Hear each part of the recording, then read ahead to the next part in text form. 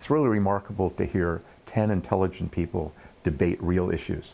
That really should be what politics is.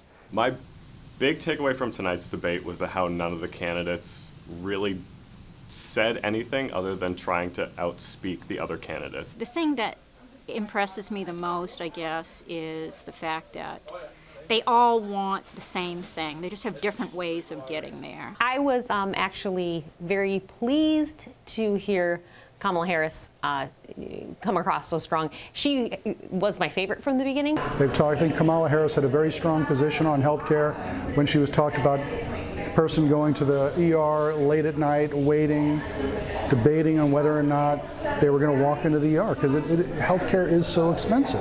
I feel like if someone won it, it was Kamala Harris, but that was just because of how well poised she was. Her voting history makes me very hesitant to fully throw my support behind her. Hands down, I have to say, Harris did. She did fantastically. She stood out, she was strong, and she did not back down. I think the biggest takeaway was just the position overall of how strong Kamala Harris came on.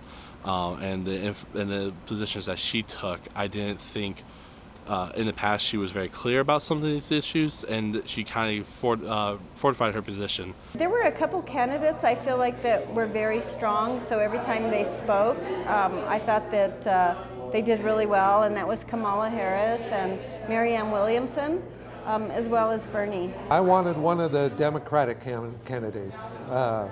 And Bernie is the one who's attracted my attention. I've been a longtime supporter of Bernie Sanders. He's almost dictated the terms of both debates. It's been his policies from 2016 that are really taking center stage.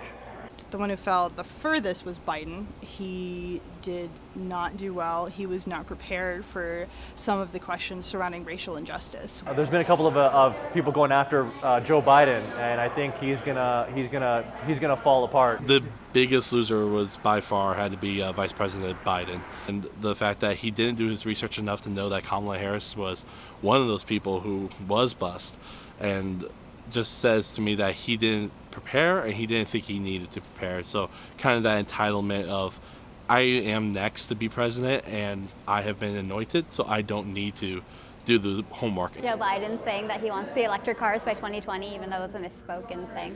That was funny. It was funny. Some people say it stands for Make America Think Harder.